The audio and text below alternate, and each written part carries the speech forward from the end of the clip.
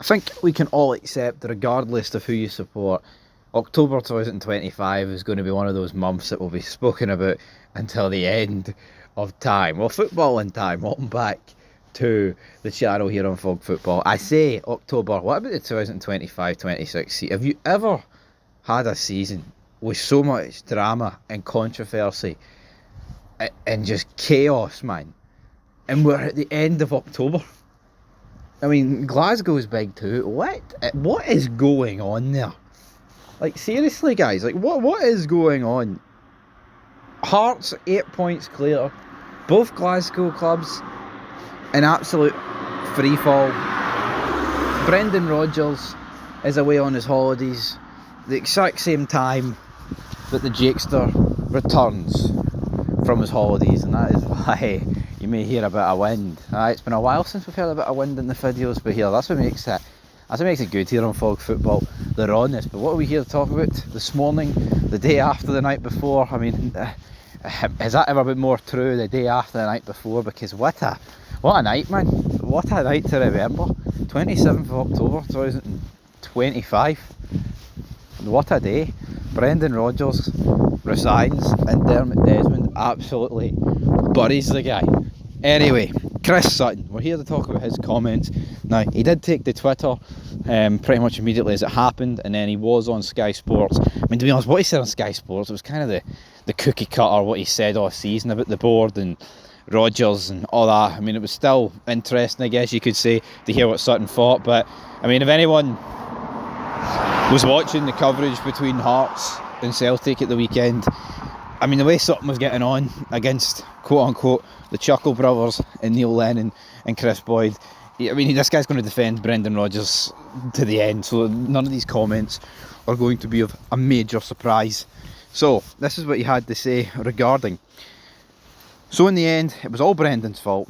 Good luck to Martin O'Neill and Sean Maloney in the short term, ... bring back Big Ange. So that's what he said on Twitter. Now, I don't think, even though like Dermot Desmond has pretty much alluded to the fact that it's all Brendan Rodgers' fault, if you listen to the Fizz last night, what we're looking at here is a manager that refused to sign a new contract and a board that refused to back a manager because he refused to pledge his long-term future to the club. Now, here, we've seen managers in the past. I mean, it's hard to think of too many examples, right, where it's literally been announced that a guy won't be at the end of the season. Now, Rodgers hasn't even come out and said that. I mean, Dermot Desmond's statement states that they were willing and open to like re-signing the guy. So, that's fair enough. But I'm hearing a lot of people say, oh, but look at a lot of other managers last year's, they still got backed. And then they name a few signings. Why are people pretending that there was no signings in the summer? There was signings, right?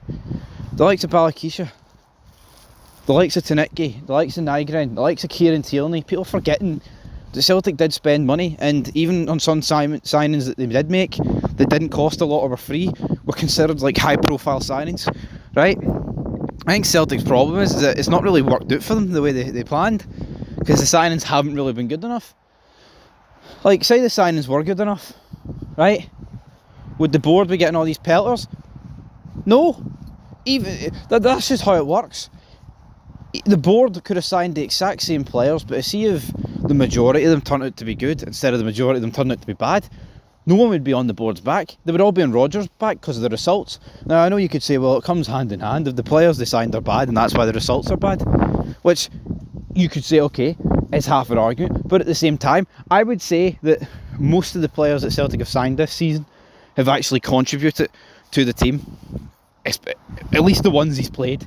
Obviously, there's a few players that he hasn't played, the ones that he labelled as club signings, but the likes of Kieran Tierney, alright, he's not quite done what Greg Taylor's done over the years, but I wouldn't say Celtic have lost games this season or dropped loads of points because of Kieran Tierney. You can't look at Iheanacho and say, oh, it's all his fault they did this and did that. I mean, yeah, hit the bar against Hibs, the open net, fair enough, right? If you want to really pin that, but I mean, that could have happened to... Kyogo could have did that. Then you look at Nygren, he's the club's top goal scorer. So you can't, if you're going to blast Nygren, you have to blast everybody. I think what you're looking at is just the curse of Brendan Rodgers' third season here.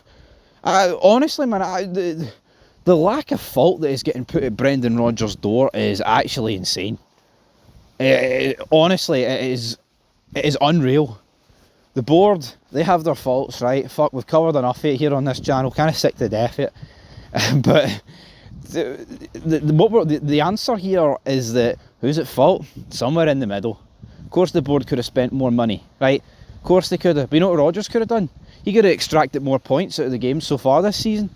But I think what we've seen with the statement last night for the Celtic board, well, I say Celtic board, Dermot Desmond, is essentially everybody.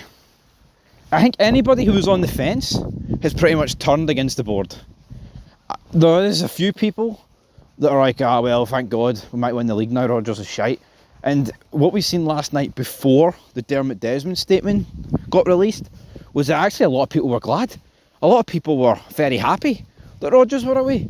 But then within like the space of 10-15 minutes, because that statement for Desmond came through, everybody was like up in arms about Rodgers. Oh, he's been shafted, he's been this. So yeah, I'll just reiterate what I said last night. The blame for Celtic's season so far is somewhere in the middle. But once that window closes, it's left to the guy that's called elite. Right? He calls himself, well, he doesn't call himself, but everyone calls him elite. Right? He's a guy who's done it in the Premier League. He gets referred to as elite. So I don't think many people are wrong in thinking that Brendan Rodgers should be getting better results than he has so far this season. Sutton will continue to defend this guy. Sutton basically talked about what he said in his column at the weekend, the week before.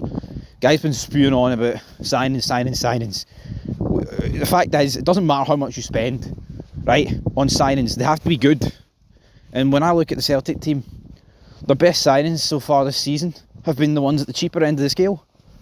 And that's pretty much the facts here. Balikwisha spent like what, 5 million on him. One of the worst ones they've signed. Ian Acho a free. Nygren just over $1 million or whatever. The better ones. Look at Hearts, the Jamestown Analytics.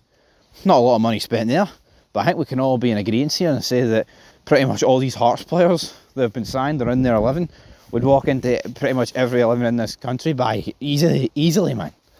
So yeah, I think people need to wake up and smell the coffee when it comes to getting backed. Of course you can always spend more money, but it's all about how you use it. 49ers, look how they misused it. So yeah, I think it's about time that people just accept it, that Rodgers needs to be held accountable for at least a decent portion of this season. You can't just use the board as a scapegoat, and it's going to be interesting now with Martin O'Neill, Sean Maloney and whoever the next guy is.